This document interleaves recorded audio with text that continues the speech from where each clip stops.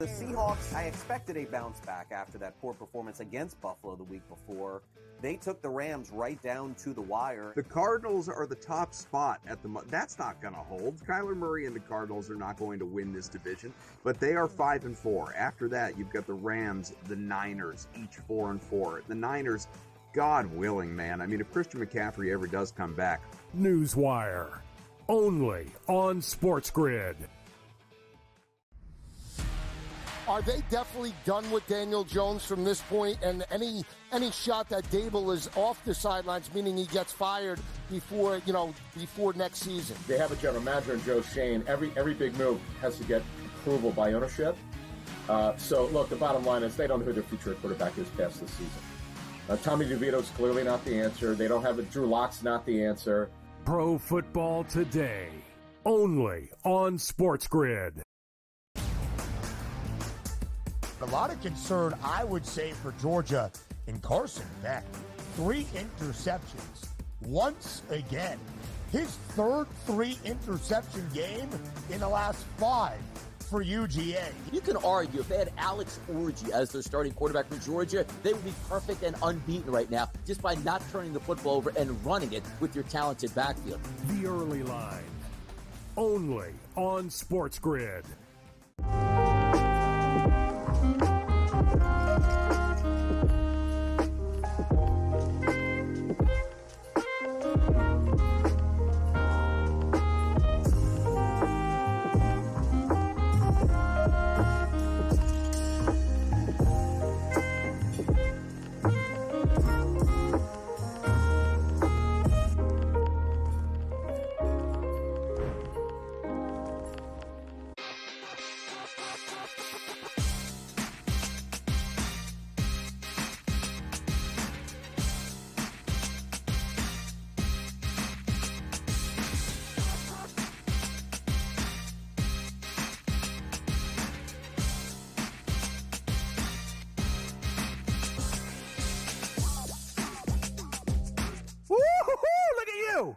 Look at me. Look at us hanging out for Game Time decisions on a Monday night as we close out another week of NFL action. We do it in style. Out in L.A., the Rams are going to be hosting the Miami Dolphins, a tight number, a game that when you stare at the records for L.A. and Miami, you would think, come on, how'd this get on TV? It's going to be a fun one. Matt Stafford and Tua Tagovailoa go head-to-head here. We have some injuries that we're waiting to get some final word on, specifically on the Miami side. We will break it down all right here on SportsGrid. I'm Kevin Walsh with you for this next hour as we will preview Monday Night Football. We will hit the college basketball board. Some juice out there. I'm looking at you. The Ruse. We'll break it all down. NBA slate tonight with a few interesting spots. And we'll get our guy Joe Lisi in the mix in a half hour's time. Get his picks and predictions for not just Monday Night Football, but also a very important ranking in tomorrow's college football world from the committee. My issues are going to, I know, be plentiful when those numbers drop. I'm curious how Lisi sees it off amazing SEC Saturday that we just had, but let's dive right in to Dolphins and Rams. I'll tell you, you stare at the line, and I wonder, man, can we restart the season? My Dolphins futures weren't that bad of an idea, were they? I mean, they're getting some respect here. Everybody loves this Rams team. They're coming off of an overtime win against the Seahawks in a game that almost felt like an eliminator. It wasn't. It's a tight NFC West, it is. But, boy, the Rams gave themselves that additional boost that they needed. Seattle on bye. They just feel a little too far apart from the Rams, the Niners, and the Cardinals, those top two teams picking up victories just yesterday. For the Dolphins, they'd have to win out if anything was going to happen. I think that maybe a loss they could afford to suffer. The thing for Miami, though, is this is a talented team. This is a team that has found out in a major way that when they have Tua Tagovailoa out there, they can compete. Now, they've not really been able to show they can win at a high level with Tua. They struggle to beat the best teams in football. We saw it last week when they played the Buffalo Bills. Hang for full 60, but they lose on a Tyler Bass walk-off, and that's just the story for the Dolphins. Can't beat the Bills. Can't be the Chiefs, can't be the Ravens, right? It's the kind of MO that it feels like we get from Miami year over year. So even if this doesn't end up in a miraculous plus 390 cash make the postseason, to give some life to your huge numbers, including a 44-1 to win the conference, even if that doesn't happen for the Dolphins, you are consistently in evaluation mode. I think you've learned that Tua is your guy. You paid him as much anyway. Tyreek Hill, Jalen Waddle, Devon Achane, those are guys that are going to still look to bank on. But Mike McDaniel has a lot to prove. Mike McDaniel looked like the newest top offensive mind in football. Man, he's got a ways to go if he wants to hang with the likes of Sean McVay, because this LA Rams team, again, feels dangerous. This LA Rams team is built on the fact that Sean McVay has the goods, and he's had it his entire time that he's been coaching the LA Rams. They made the postseason last year, and again, feel like a threat to do it this year. That plus 290 number, it suggests they're back, I think, a little bit further than reality, because the Rams are actual contenders within their own division. And if they win the NFC West, then they're going to be hosting a home playoff game, likely as a top 3 seed as well. But that NFC West race is tight. The Arizona Cardinals beat the New York Jets, a massive move there for them. They still do trail the San Francisco 49ers, who escaped one against the Tampa Bay Buccaneers. As always, this is going to come down to the wins, the losses, but it's also going to be about consistency. At this point in time, Arizona's found it, and that's what stands out so much to me. Winners now, was it 4 games in a row? And I think all kind of leveling up in impressiveness for that Cardinals team. Eke by 1 at home against the Chargers, beat these Miami Dolphins on the road, and then smash the Bears, smash the Jets. The Cardinals feel legit. We'll see what Stafford and the Rams can do, though, within that race tonight. A head-to-head between Tua and Matthew Stafford here shows that the expectations are legit. Both quarterbacks at minus money to throw multiple passing touchdowns here. Both quarterbacks around 250 yards. One thing that's interesting, if you look at the Rams defense right now, they are giving up a lot of chunk plays. They are allowing very efficient performances at the quarterback position. Tua, though, since he's come back, is completing nearly 80% of his passes. Lot of checkdowns, though. 16 targets in 2 games for Devon Achane, hoping that he can make plays after the catch. And what will this team get out of Tyreek Hill? Something that we're going to try and dive into here. I do think both of these quarterbacks are throwing at least 1 passing touchdown for your parlay players. On the running back side, though, this is where I'm really interested tonight.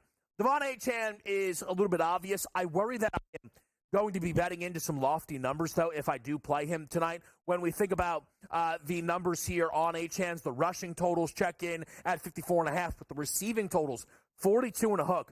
Tua's appeared in 4 games this season. Devon Achane has at least 50 receiving yards in all 4 games. 7 targets at least in all 4 games. The workload is just absolutely legit for Devon Achane. For Kyren Williams, his rush receiving number is as high as Devon Achane, right? But Kyren Williams will sometimes get a decent workload in the receiving game.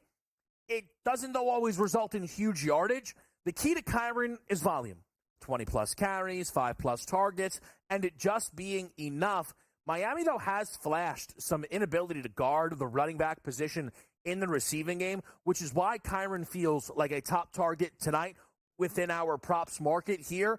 If Kyren Williams is going to be able to get us 25, 30 receiving yards, he should then have no issues getting through these rush receiving totals due to the fact that, again, his workload on the ground, 20-plus carries, is just so common, plus the Rams being booked as favorites tonight. We mentioned the pass-catching rooms. A lot of work here for prop bettors to try and sift through the noise. Firstly, on the Miami side, where it's a lot more complicated, will Tyreek Hill play tonight? And if he does, how much can you trust him? The wrist injury is concerning. No practice for Tyreek this week. That's fine. Tyreek Hill's been doing this long enough. I don't necessarily think he needs the practice. I don't think he needs the reps. I think he knows what he's doing. Go out there and beat his man, right? Be faster than everyone else. But for me, on the Tyreek side of it, if the wrist is no good, right, then how's he going to catch the football? Like, if we were this close, it's not an ankle, right, where you got to test it pregame, right? It's not a calf. It's not a hamstring. I think Tyreek should know whether or not he can play receiver tonight for the Miami Dolphins already. No? Is that crazy? Am I being insensitive to the wrist injury? I'm not getting it.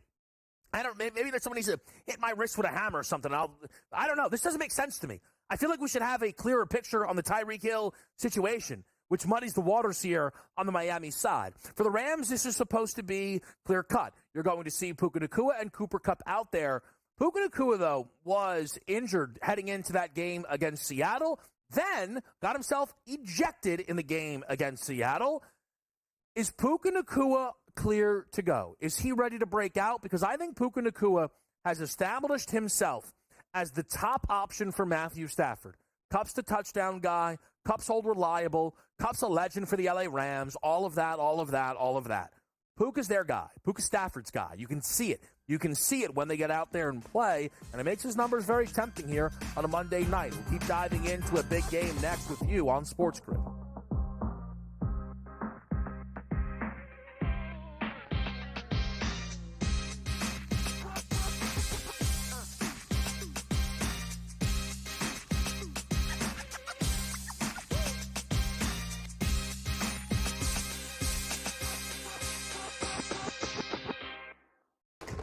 Enter into the magical world of McLuck.com, where even the smallest of spins can win real cash prizes. Adventure into over 1,000 of the best Vegas-style slot games. So what are you waiting for? Unlock your free welcome offer today. Join the fun where winners play and players win. Anyone that's been to a sporting event, the atmosphere before a game, I think Game Time Decisions has that same exact atmosphere. This is our arena. This is what we do. There is going to be an energy to Game Time Decisions that you will feel night in and night out. The excitement you get when you lock your bets in, when you're figuring out what you want to do, we can zone in on the biggest games each night. I want this to be the place that people come to before the game starts, so they feel as ready as possible to lock in their cards. We are going to hit every single one of those markets that you need to know about. We're going to go through every single thing, and I've got a great team behind me that's going to help me get the job done. There is not going to be a better place, I promise you, than Game Time Decisions to get that new information, react to it, and be able to then bet accordingly. We will have everything at our disposal, and we will use that to our advantage. I'm Kevin Walsh. Tune into Game Time Decisions from 6 to 8 p.m. Eastern on SportsGrid. Your gut says Miami is going to win, and you should take the over. Your gut also said your NFT selfies would only go up in value. They didn't. But your head is on SportsGrid and knows the QB is in concussion protocol. The backup has a 45 QBR against the zone coverage. The New York D has the most sacks in the league. So yeah, trust your head. It's smarter to be on SportsGrid. Right here with you on Pro Football Today on SportsGrid. Odds in motion, trying to see what lines have moved throughout the week. Never felt more comfortable in this set than I do for this year. I am ready. I'm just getting angry. The hot takes are going to be here all long, people. What in the world is going on in Miami, guys? It's not particularly anything to shy away from just because many people are. Hot take. I think this line is asking you once again to take New Orleans. Pro Football Today, only on SportsGrid.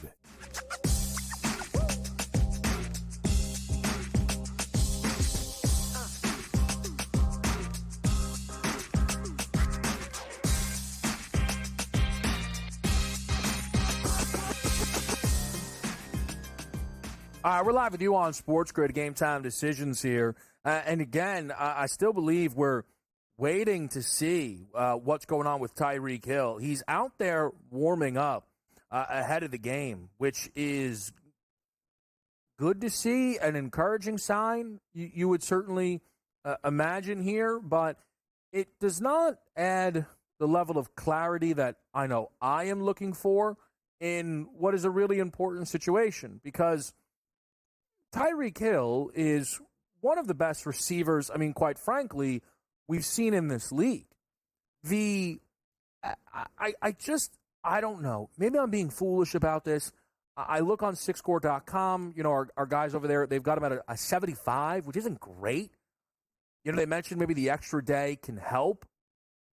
They're showing him on kind of at the warm-ups there. He's catching some footballs, but he's catching them kind of light. I don't know. It feels like Tyreek should be fine, and the fact that they've not officially labeled him as such is why I don't think I'll be looking to bet on any Tyreek Hill tonight. For me, this is a game where I'm looking to play on quarterbacks and running backs. The side the Rams jump out a little bit to me. I don't know if I am being influenced by my company. What I mean by that is, I've heard many times I talk with, we're going to talk with Lisi tonight, right? And you guys have heard Joe Lisi speak so highly of this Rams team, and they look dangerous again, right? And speak very lowly of the Miami Dolphins. And I think Joe has really proven to be pretty spot on with his questions around Mike McDaniel. I've certainly added a lot of questions to Mike McDaniel throughout this season as they now sit here at 2-6. And I don't know if that situation is why I am surprised that this is just a 2.5-point spread. But I am a little bit surprised by that. We talk sometimes within our business, within this game, especially around the National Football League, about what's going on with that line, huh? And for me, that game yesterday was Saints-Falcons. I don't think many people would line up that game with the way the Saints had looked, losing to Carolina, and, think that it would only be 3.5.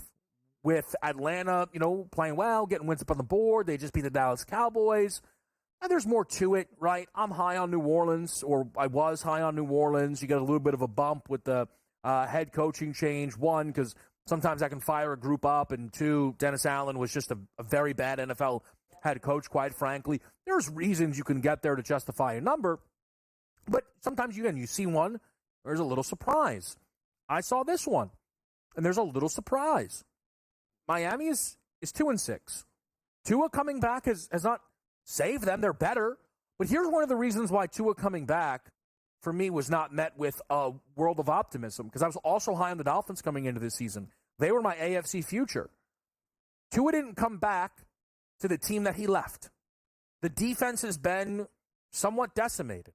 And with Tua coming back, they've allowed 28 and 30 points in those two games. Tua scored 27 in each of the two games since returning. In his absence, that would have been good to win every single game but the one against Tennessee, where they allowed 31, which was a little bit miraculous, and they also were kind of running it up at the end. I'm not telling you they would have been unbeaten in that stretch had Tua not left, but instead of finishing 1-3, they're probably 3-1. They are. But again, my point is, you're now playing this Rams team that is the healthiest they've been since week number 1, when they played Detroit and nearly beat that Lions team on the road to open up the season. And you're still seeing just a 2.5 number. Again, I think that is quite a bit of respect for the Dolphins.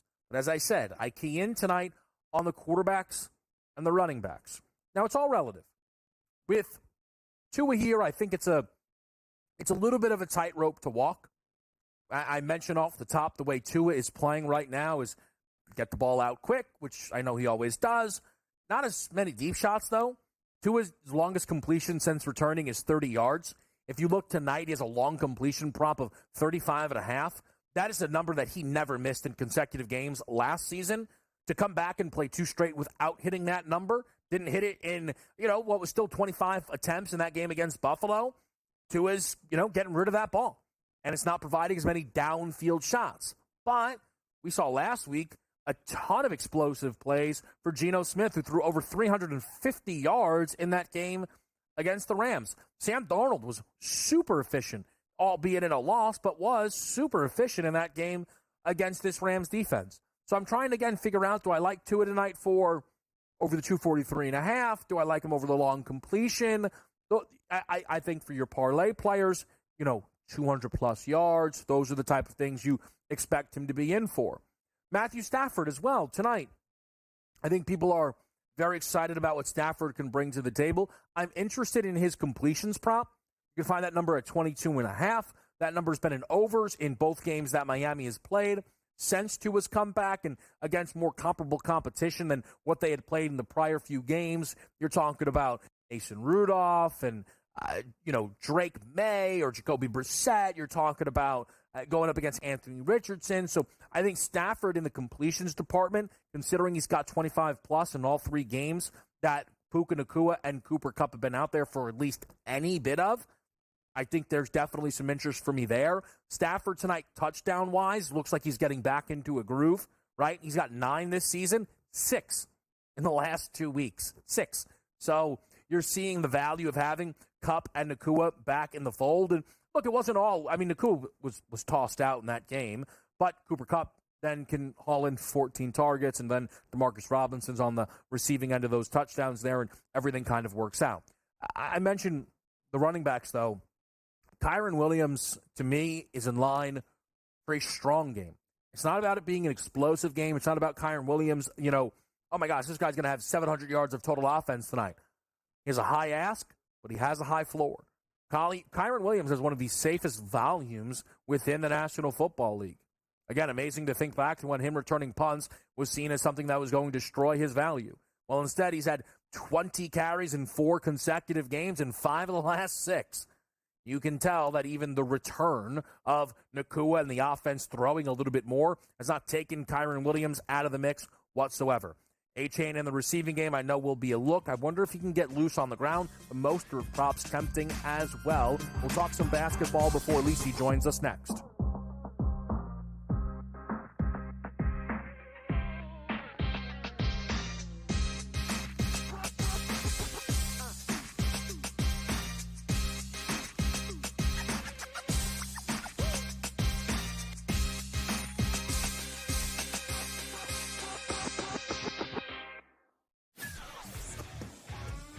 Together, both Devontae Adams and Garrett Wilson had huge nights. Aaron Rodgers loves the 2 big targets, and he says if this is going to happen, it's going to be very tough on the defense to decide who they want to go after. Adams and this kid, Wilson, I won't deny what they can do, but nobody else does jack. Pharrell Coast to Coast, only on SportsGrid. A lot of concern, I would say, for Georgia in Carson Beck. 3 interceptions. Once again. His third 3-interception game in the last 5 for UGA. You can argue if they had Alex Orji as their starting quarterback for Georgia, they would be perfect and unbeaten right now just by not turning the football over and running it with your talented backfield. The early line, only on SportsGrid. Anyone that's been to a sporting event, the atmosphere before a game, I think GameTime Decisions has that same exact atmosphere. This is our arena. This is what we do. There is going to be an energy to GameTime Decisions that you will feel night in and night out. The excitement you get when you lock your bets in, when you're figuring out what you want to do, we can zone in on the biggest games each night. I want this to be the place that people come to before the game starts so they feel as ready as possible to lock in their cards. We are going to hit every single one of those markets that you need to know about. We're going to go through every single thing, and I've got a great team behind me that's going to help me get the job done. There is not going to be a better place, I promise you, than GameTime Decisions to get that new information, react to it, and be able to then bet accordingly. We will have everything at our disposal, and we will use that to our advantage. I'm Kevin Walsh. Tune into GameTime Decisions from 6 to 8 p.m. Eastern on SportsGrid.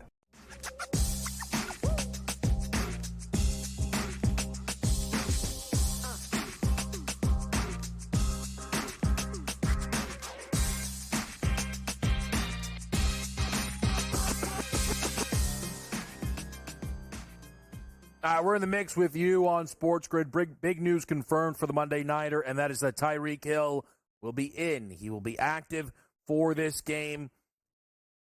I am not touching Tyreek props. I do not care. If you are, good for you. I don't know if I really want to be super involved with the Miami receiving game that much. Passing, Tua, yes. You could sell me on the A-Chan. You could. Tom Pelissero writes of NFL Network, He didn't practice Friday or Saturday after aggravating his wrist in practice, but the pregame workout went well, and he's going to give it a go tonight. Like, give it a go. Like this, I'm not touching it. I want nothing to do with it whatsoever. No thank you, no thank you, no thank you. Let's talk basketball. 3 things in the college basketball slate that really jump off the page. It would be 4, but Rutgers St. Peter's is a double. I can't bet it because I'm here in New Jersey. I am excited to watch Harper. I believe Ace Bailey will go tonight. I have to double-check that. But, again, I didn't need to double-check it. I can't bet that game because that's a ridiculous rule. You know what I can bet? Mark Sears over 19.5 points against McNeese. McNeese coached by former SEC coach Will Wade, who got off to a surprising start by losing as a double-digit favorite against South Dakota State. Now checks in here as a 17.5-point dog. You wonder if McNeese is a little bit worse this season. They are getting respect on this line. I will tell you that now. This is a team that currently on KenPom grades out worse than Arkansas State, who just hung with Bama, but as a 24.5-point dog. This is a 7-point lower line. I look to Sears, though, and I expect plenty of volume and efficiency. Those 2 things have not existed in either game yet for one of the National Player of the Year candidates this season. Only 8 field goal attempts in the opener with just 25 minutes because they won by nearly 60, which is nuts. In the second game, he shot 4 of 12 from the field and 0 of 5 from 3. He scored 20 and 19 in those games. With McNeese coming to town, I think you're getting at least 30 minutes out of Mark Sears with an uptick in efficiency, because I don't know about this Cowboys team defensively. Year over year, does not look like they have as much of the goods. I expect Sears to go out there and shine in a matchup against the Cowboys. Another star guard prop that I'm interested in here is Braden Smith for Purdue, 22.5 points plus assists. If you look early season, we're not seeing a lot of volume for Braden Smith, which is a little bit surprising, considering Zach Edey left, and I think Smith is the best player on this roster. Smith last season was dynamite and super efficient, especially from beyond the arc. And he's been efficient enough this season, but he's not taking a ton of shots. Overall, he's averaging 2.5 less field goals per game this year. Yes, it's coming with an extra free throw, but we're not seeing him shoot a ton. He had a 15-dime game in the opener against A&M Corpus Christi, but just 7 in the last one against Northern Kentucky. Playing Yale tonight, though, that is actually a downgrade in defense and an upgrade in pace. I think Braden Smith tonight scores the ball a little bit more, but no reason to leave the assists out of the fold here. We saw what he can do in an up-and-down game like they played in their opener. Speaking of up and down, can we get a little bit of juice tonight in Iowa State, Kansas City? I think we can. The Cyclones in their opener played the worst team in college basketball, as always. Mississippi Valley State, the Delta Devils there were a mess. And again, we've seen that. Iowa State, though, can't be too pleased with how they shot it in that game. 5 of 21 from 3. Any uptick in efficiency tonight for Iowa State will handle the fact that they are playing what is hilariously a much better basketball team, because everyone is compared to Mississippi Valley State Delta. But in the same breath, they're also going to be playing a Kansas City team that early season is bombing threes, which I like to see. And I know if you look at the first 2 opponents, you know, for anybody who uses kind of those ESPN game schedules there, right? The Hannibal, LaGrange, Kansas Christian, they're playing fake teams, okay? But they did that last year as well. And if you look in those 2 games last year, before they played any real relevant competition, they scored 79 and 95 before going to Baylor and getting absolutely dominated in that game, but still scoring 61. This season, in their, again, games against kind of fake warm-up type matchups, they scored 91 and 124. I think Kansas City can do enough. I think Iowa State's shooting regresses positively, and we get some juice in that matchup between the Cyclones and the Roos.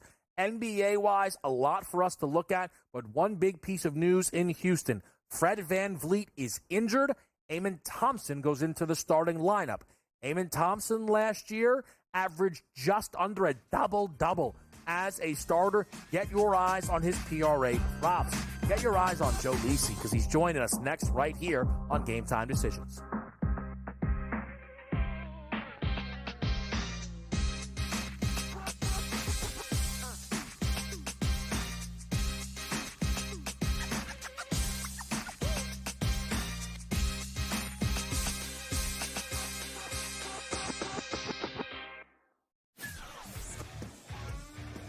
together. Both Davante Adams and Garrett Wilson had huge nights. Aaron Rodgers loves the two big targets, and he says if this is going to happen, it's going to be very tough on the defense to decide who they want to go after. Adams and this kid, Wilson, I won't deny what they can do, but nobody else does jack. Pharrell Coast to Coast, only on SportsGrid.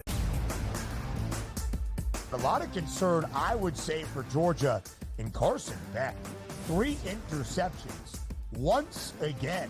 His third 3-interception game in the last 5 for UGA. You can argue if they had Alex Orji as their starting quarterback for Georgia, they would be perfect and unbeaten right now just by not turning the football over and running it with your talented backfield. The early line, only on SportsGrid. Anyone that's been to a sporting event, the atmosphere before a game, I think Game Time Decisions has that same exact atmosphere. This is our arena. This is what we do. There is going to be an energy to Game Time Decisions that you will feel night in and night out. The excitement you get when you lock your bets in, when you're figuring out what you want to do, we can zone in on the biggest games each night. I want this to be the place that people come to before the game starts so they feel as ready as possible to lock in their cards. We are going to hit every single one of those markets that you need to know about. We're going to go through every single thing, and I've got a great team behind me that's going to help me get the job done. There is not going to be a better place, I promise you, than Game Time Decisions to get that new information, react to it, and be able to then bet accordingly. We will have everything at our disposal, and we will use that to our advantage. I'm Kevin Walsh. Tune into Game Time Decisions from 6 to 8 p.m. Eastern on SportsGrid.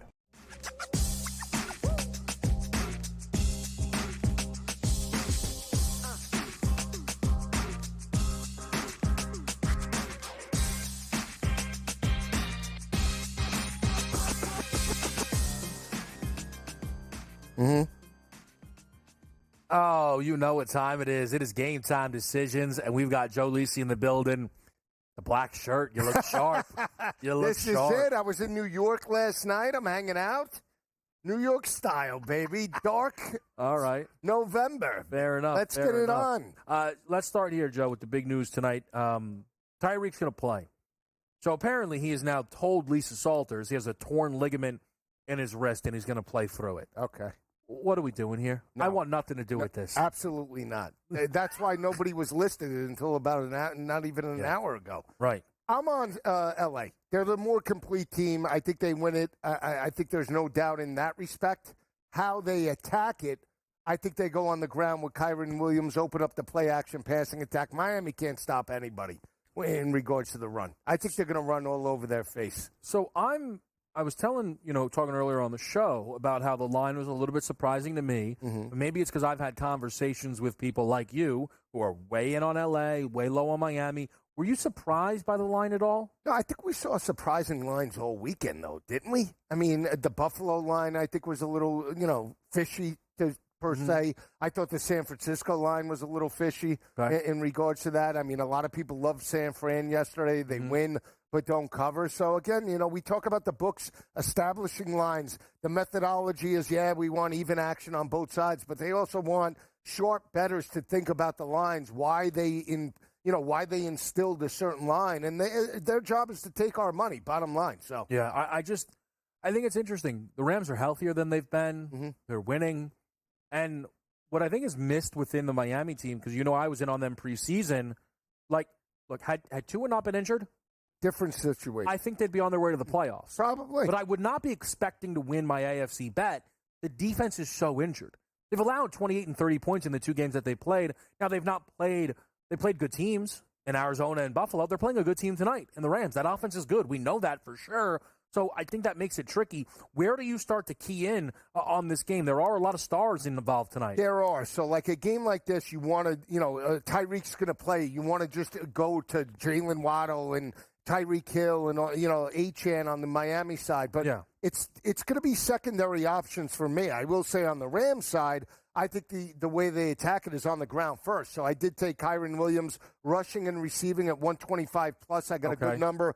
Plus money. I think tight end is always an area that I want to attack. Look at Trey McBride a couple of weeks ago. He puts up over 100 yards. Colby Parkinson at 25 plus. I think is plus 160 in regards to that. He's got a cheap number tonight. So I really think that L.A. attacks on the ground. I think it's a heavy dose of the rushing attack with Kyron. Maybe they sprinkle in Blake Corum at times, but they're going to run it down their throat. I mean, Miami hasn't shown they could stop anybody, Kevin. Yeah. So until that changes, why go in trying to light it up through the air and get into a shootout when you can control the game and just get out of Dodge? Yeah, for me, I like Kyron total yardage, so I'm going to join you with some of that action there. I think that for me does feel it does feel like the way to approach this one. On the Miami side, because of the Tyreek situation, I'm not interested. I'm not considering it.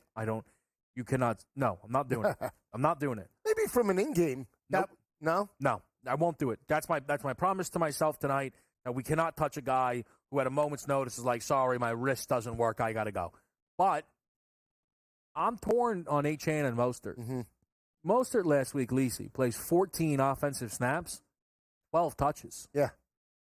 I mean, if Mostert's on the field, he's getting the ball? Because then his numbers are way light tonight. Or does he not get a lot of work, and then tonight when he's on the field, the ball doesn't just go directly to him? See, that L.A. Ram defense has been a little bit more physical in 3 straight games now, right? They're starting to come into form. There's still a lot of yards, though, available. Yes, but I feel like Seattle didn't really attack them the way they should, right? But here's the thing. Mostert, to me, is a very physical runner between the tackles. I think Achane is the guy you want to get out in space. Mm-hmm. He can run it between the tackles, but I think if they're looking for those hard yards, it's Mostert. I did alt him to 40-plus tonight. So I took him over Achane. But now, it's risk-reward, right? He's got great numbers, and Achane could be the guy that, carries it, 20, 25 times tonight. Right, but I'm just, like, my thing with Achane, what's so interesting is he has legitimate wide receiver 1 usage when he plays. Correct. He has in the 4 games that Tua's played, he's averaging 7 receptions a game. Just to give people an idea, Jamar Chase this season is averaging under 7 receptions a game. Jamar Chase. Now, they're different type of catches, but that is wild volume to see, Joe. It is. He's a speedster, Kev. He's the home run hitter of that offense. Even though he plays running back, he's like Tyreek Hill and Jalen Waddle. Yeah. You want to get him out there. If you can find mismatches with Devin Achane, that's the way to do it. Dial it up. They utilize him on a lot of fly sweeps, a lot of pitches to get him out in space. They did it against Arizona, in the screen game as well. That's what they're going to try and create. Can they do it tonight? I believe L.A. can run sideline to sideline. I really believe that. Their defense, to me, has been impressive in 3 straight weeks. I know they gave up some yards to Seattle, but again, that was a tough divisional game, especially knowing the 2 games they had prior. I'm just not sold on Miami. Again, when you kick Miami in the teeth, even when they're healthy, from a defensive perspective, they give in. Yeah. I have not yet seen the Dolphin defense this year take a game over. So let me ask you this then on the big picture with the Dolphins, because as the year's gone on, I've come more to your side about the issues with McDaniel. Right. I've actually, I can't really even remember something like this, but basically that relationship was viewed as McDaniel is saving Tua. Right. And then Tua is saving McDaniel. I won't hear. They're helping each other. Right. Let's be clear. They're helping each other. But what Mike McDaniel his team looked like without is unacceptable. Right. It's totally unacceptable because you take a guy like Kevin O'Connell. I don't think the world of Sam Darnold, right? That Vikings team wins football games. They just kind of find ways. Darnold's starting to get exposed, but that's a team that's offenses look better despite Darnold being out there. We all make the point about LaFleur. Malik Willis didn't look like he could play at the NFL level whatsoever. They just win no matter what, right? No matter who's out there playing quarterback. Kyle Shanahan. Kyle Shanahan has Brock Purdy. People still aren't sure if Brock Purdy's all that good. And yet, we see what they are. Mike McDaniel and the way the Dolphins looked without Tua, I think he has to go on a real run just for me to save the job, and it's hard to imagine that happens. I agree. Now, think about this. He is done. I'll give him credit where credit's due. from a philosophy and scheme perspective, from where the Dolphins were with Brian Flores to where they are now offensively, like night and day. The difference with Mike McDaniel is if his scheme doesn't work from the get-go, from an in-game perspective, he does not know how to adjust. Right. So now that he didn't have Tua and he had to go with Huntley and they had to go with Skylar Thompson for basically a couple of halves, he doesn't know how to coach that type of situation up. So if his game plan is already, let's say sniffed out early on in a matchup where the defense, knows his tendencies, he doesn't change it up. And that's why they get blown out of games. That's why they lose games they shouldn't. Look at the Tennessee game. Should they have lost that game? I mean, They got destroyed. They got destroyed. Yeah. And you could blame it on Huntley, but I mean, come on. And listen, I'm not saying, look, the offense was bad. Right. But Doug Peterson, people think is like a dead man walking, plays the Vikings with Mac Jones, and they nearly win that football game. Right. Like, you were getting nothing, it felt like, out of Miami. For weeks. I think it was so damning to me. Now, the problem is, I don't know what the answer in terms of a hire. I don't know where you go. Oh, you could go Slowick. You could go Ben Johnson. You can go. You know what's so weird, though, is I do think Mike McDaniel's a good offensive coach. So for me, I always think you want to get a good offensive coach. But this McDaniel thing isn't working. Like, do you hire a defensive guy? Yeah, but think about the Ben Johnson and Matt Campbell was a defensive coach for the most part, blue collar, and so was D'Amico Ryans. Yeah. So to understand that from the defensive perspective, I think it would benefit both of those guys. It would be really interesting to see. We've got some big picture stuff coming up here around a wild week of NFL action next. It's on SportsGrid.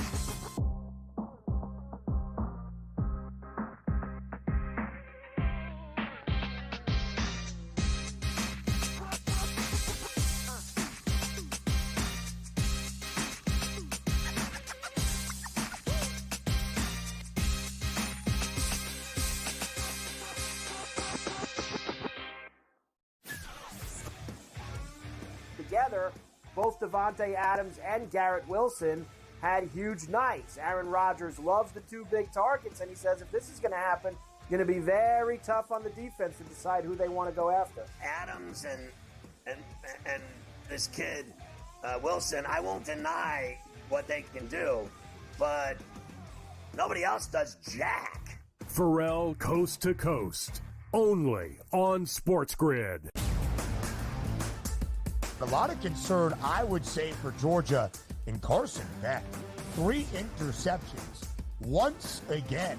His third 3-interception game in the last 5 for UGA. You can argue if they had Alex Orji as their starting quarterback from Georgia, they would be perfect and unbeaten right now just by not turning the football over and running it with your talented backfield. The early line, only on SportsGrid. Anyone that's been to a sporting event, the atmosphere before a game, I think GameTime Decisions has that same exact atmosphere. This is our arena. This is what we do. There is going to be an energy to GameTime Decisions that you will feel night in and night out. The excitement you get when you lock your bets in, when you're figuring out what you want to do, we can zone in on the biggest games each night. I want this to be the place that people come to before the game starts so they feel as ready as possible to lock in their cards. We are going to hit every single one of those markets that you need to know about. We're going to go through every single thing, and I've got a great team behind me that's going to help me get the job done. There is not going to be a better place, I promise you, than GameTime Decisions to get that new information, react to it, and be able to then bet accordingly. We will have everything at our disposal, and we will use that to our advantage. I'm Kevin Walsh. Tune into GameTime Decisions from 6 to 8 p.m. Eastern on SportsGrid.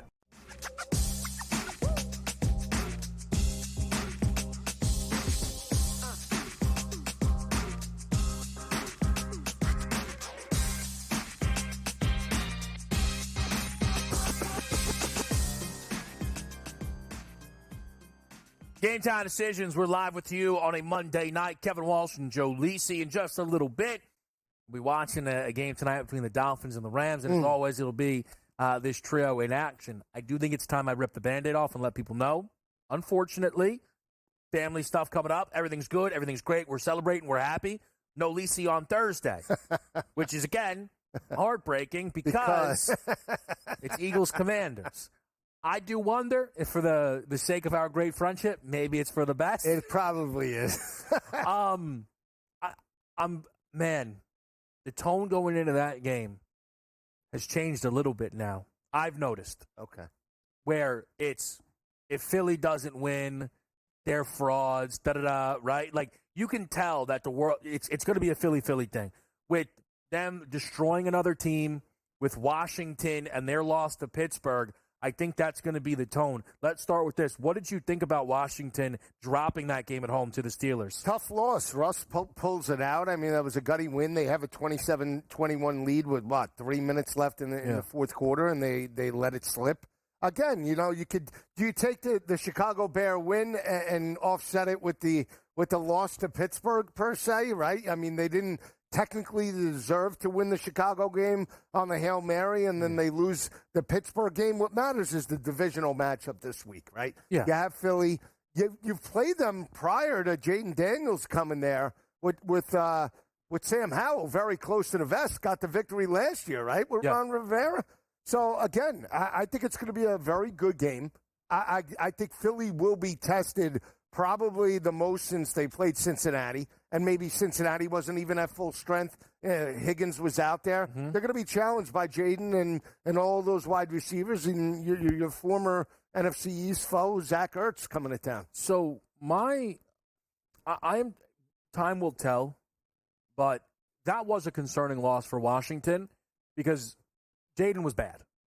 It's the worst game he's played at if not his entire time since his debut, right? Right. It was his worst QBR since that game. It is his worst passer rating by a ton of his young career. And it was, Joe, his worst completion percentage, no touchdowns, no rushing, 5 yards. So how much of that is Steelers off a bye? How much of that is, the league figured something out? How much of that is he's a young kid? I don't know, right? I don't know. But, man, I think, look, the Commanders overall have already had themselves a great season. It's about how far it can go. I think you're seeing more and more and more. They're not going far unless Daniels is playing at a great level. Oh, absolutely. And the rushing yards do concern you. Was he banged up and we didn't know about it? I mean, the good news, if you want to take a silver lining out of that loss, was that he didn't turn the football over, right? No interceptions. So 50% completion percentage, 206 short to intermediate throws. Had the lead with 3 minutes left, and the team let it slip. But at the end of the day, as long as he's not throwing turnovers, throwing interceptions, I'm okay with that. Now, if he doesn't run against Philly Thursday night, huge red flag. He's banged up, and the team's holding it back, right? It's almost like Jalen Hurts at the end of last year. He was banged up, right? How many games did Jalen Hurts fail to run the football, even in terms of the RPO game at the end of the year? One, you're 100% right. Two, to make the transition, someone, I don't know, gave him something off the bye. I don't know. He's got his juice back. On the ground. Yeah. I think he's got now over 120 rushing yards in the last two games combined. He's found something somewhere because people were like, man, he looks slow. Like he couldn't get the edge. He looks good to me. Now, he looks a lot better. I think he's legit in the MVP race. Yeah, we talked about it. 16-1 at the start of this week's action. He's deserving. He was right there with Joe Burrow. If you're buying into Joe Burrow putting up numbers, you have the rushing yards to back it up with Jalen Hurts, and you have the record. Yeah. Right, as long as the record's there, Kev, he's going to be in the mix. Right. Again, if Pat Mahomes and Lamar drop some games down the stretch, and there's no guarantees, you saw that game play out yesterday in terms of Arrowhead, pushed to the limit yet again. I mean, come on. Yeah, I mean, that KC thing is... living dangerously, no? Every week? They're living dangerously. The defense is good, okay?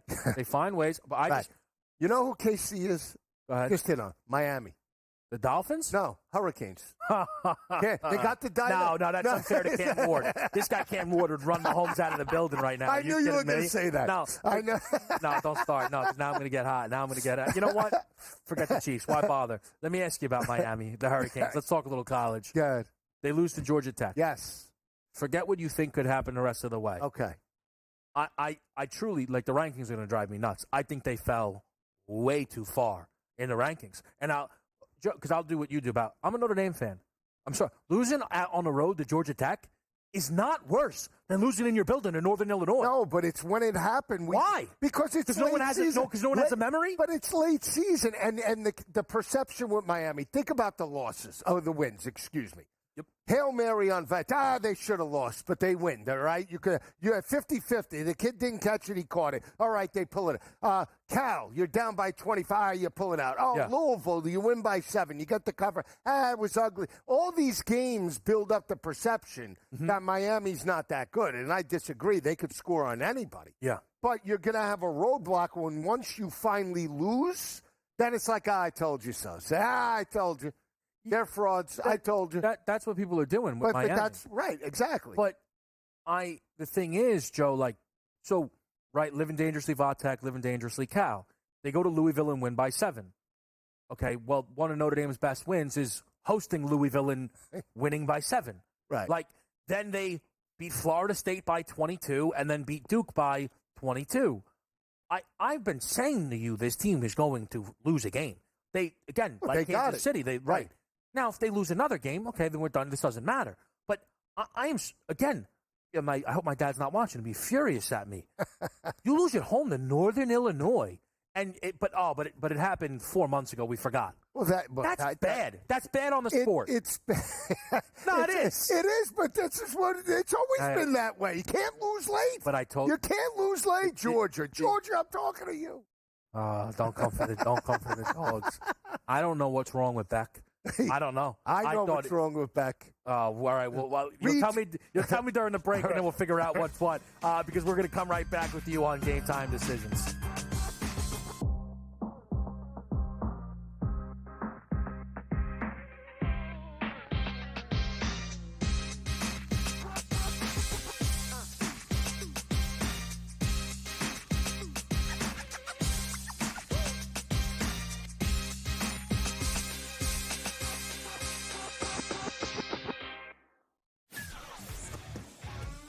Together, both Davante Adams and Garrett Wilson had huge nights. Aaron Rodgers loves the 2 big targets, and he says if this is going to happen, it's going to be very tough on the defense to decide who they want to go after. Adams and this kid, Wilson, I won't deny what they can do, but nobody else does jack. Pharrell Coast to Coast, only on SportsGrid. A lot of concern, I would say, for Georgia in Carson Beck. 3 interceptions. Once again, his third 3-interception game in the last 5 for UGA. You can argue if they had Alex Orji as their starting quarterback for Georgia, they would be perfect and unbeaten right now just by not turning the football over and running it with your talented backfield. The early line, only on SportsGrid. Anyone that's been to a sporting event, the atmosphere before a game, I think Game Time Decisions has that same exact atmosphere. This is our arena.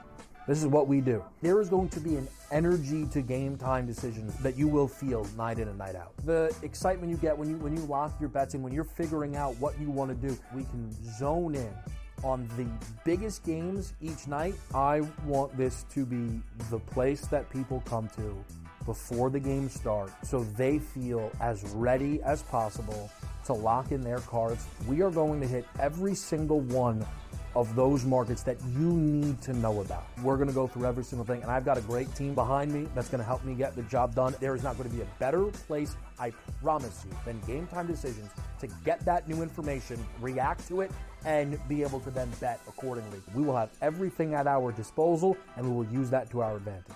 I'm Kevin Walsh. Tune into Game Time Decisions from 6 to 8 p.m. Eastern on SportsGrid.